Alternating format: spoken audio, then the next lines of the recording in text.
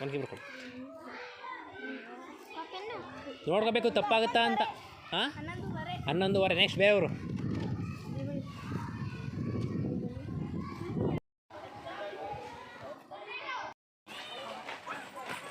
ಅದಕ್ಕೆ ಹೋಗಿ ಚಪ್ಪಡಿ ಕಲ್ಗೆ ಹೋಗಿ. ಆಯ್ತು ಅವ್ರದ್ದು.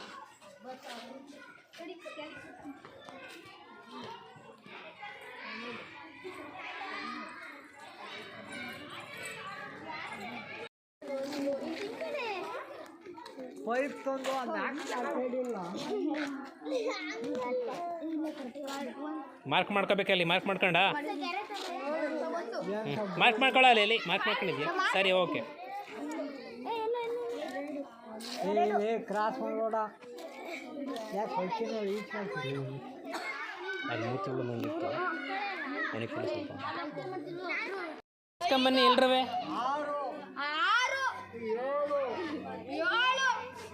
ಬೆಲ್ಲಿಟ್ಕೋ ಅಲ್ಲಿ.